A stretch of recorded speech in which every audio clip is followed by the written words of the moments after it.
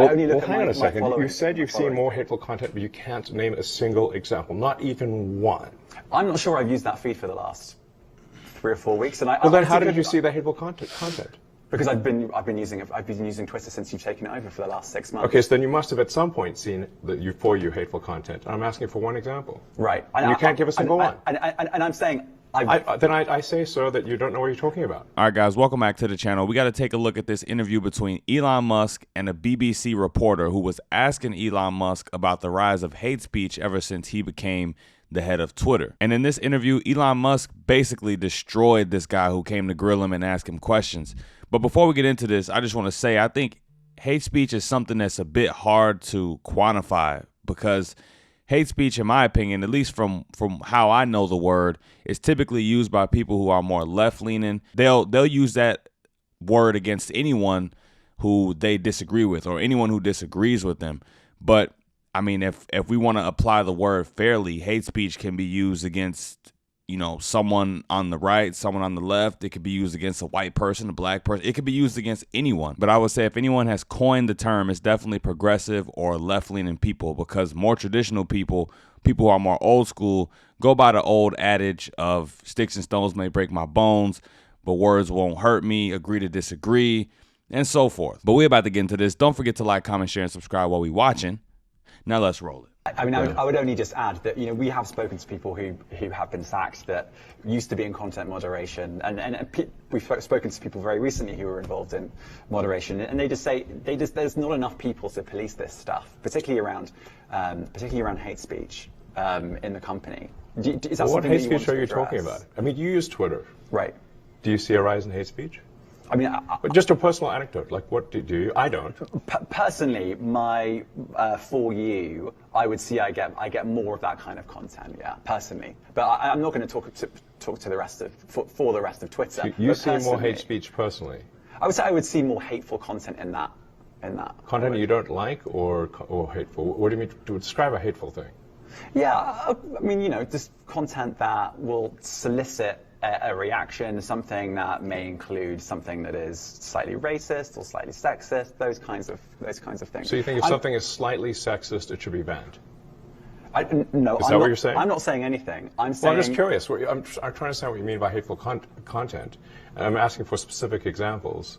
And you just said that if something is slightly sexist, that's hateful content. Does that mean that it should be banned? Well, you've asked me whether my feed, whether it's got less or more. I'd say it's got slightly more. That's why I'm asking for examples. Can you name one example? I honestly don't. Honestly, I don't. You can't name a single example. I'll tell you. So Elon Musk has already backed this dude up against the wall, because he came into the interview saying he kicked it all off, at least from this video that we're watching here, saying that he has noticed a rise of hate speech. Content moderators have noticed a rise in hate speech. Now, I've never been a huge Twitter guy. You know, I used it in the past before Elon Musk became, you know, the head of Twitter, and I use it now more so to find videos. But Twitter has always been a pretty toxic place. From the way this guy is vaguely describing hate speech, racism, sexism, you know, he'll probably throw homophobism in there, you know, whatever.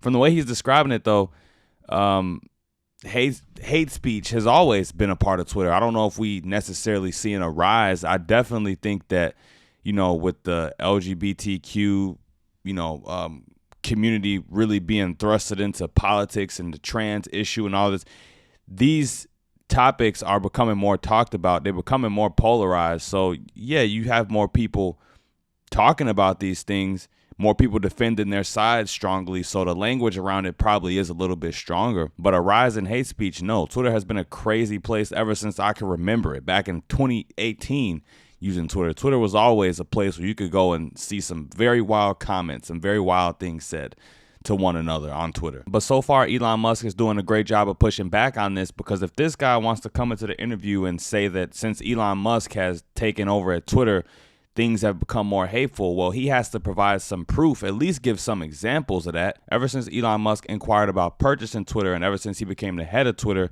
he's gotten a lot of criticism from people on the left that he is, you know, hateful and you know, racist and homophobic and all of these things, because he likes to give a voice to people who are conservative, because what he saw before he came there was, conservative speakers being banned, silenced, shut down, and he just wanted to, level the playing field of free speech a bit, which I think so far he's done a pretty good job of.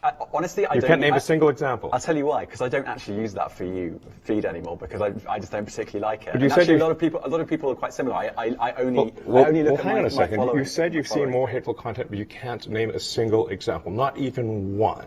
I'm not sure I've used that feed for the last 3 or 4 weeks, and Well, then how did you see the hateful content? Because I've been using Twitter since you've taken it over for the last 6 months. Okay, so then you must have at some point seen the hateful content. I'm asking for one example. Right. And you can't give a single one. And I'm saying I say, sir, that you don't know what you're talking about. Really? Yes, because you can't give me a single example of hateful content, not even one tweet, and yet you claimed that the hateful content was high. Well, that's false. No, what I claimed... You just lied. What I claimed was there are many organizations that say that kind of information is on the rise. Now, whether it has on my feed Give me one or example. not...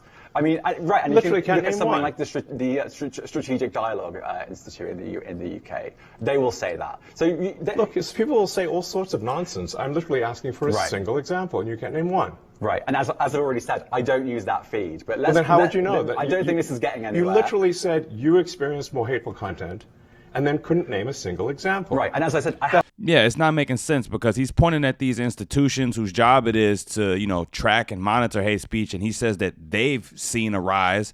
But, as a journalist, you coming in to interview somebody, you should have some examples. Give him some examples of what these institutions who said it's on the rise, give him some examples of what they said, if you don't have any yourself. The fact that he came into this interview ready to tell Elon Musk that hate speech is on the rise at Twitter, Elon Musk company, without providing any examples it's just lazy from a journalistic perspective. As I said, that's absurd. I haven't actually looked at that feed. Then how would you know this hateful content? Because I'm saying that's what I saw a few weeks ago. I can't give you an exact example. Let's move on. We only have a certain amount of time. COVID misinformation. You changed the COVID misinformation. Has rules. BBC changed its COVID misinformation? The BBC does not set the rules on Twitter, so I'm asking you. No, I'm talking about the BBC's misinformation about COVID. I'm literally asking you about, you changed the labels, the COVID misinformation labels. There used to be a policy, it then disappeared. Why do that? Well, COVID is no longer an issue. Does the BBC hold itself at all responsible for misinformation regarding masking and side effects of vaccinations, and not reporting on that at all? And what about the fact that the BBC was put under pressure by the British government to change its editorial policy? Are you aware of that? This is not an interview about the BBC. Oh, you thought it wasn't? I see now why you've done Twitter Spaces. I am not a representative of the BBC's editorial policy. I want to make that clear. Let's talk about something else. You want to talk about the BBC? You too. All right, let's talk about something else. You weren't expecting that. Let's talk about something else. People talking about hate speech on Twitter have to take into consideration this one thing. In comparison to, let's just say, Facebook and Instagram, Twitter has the highest probability of being, a toxic place. Instagram, on Instagram, people post their lives. It's like a personal blog. Now, you can have a page on Instagram where you just a anonymous random person just talking crap to everybody.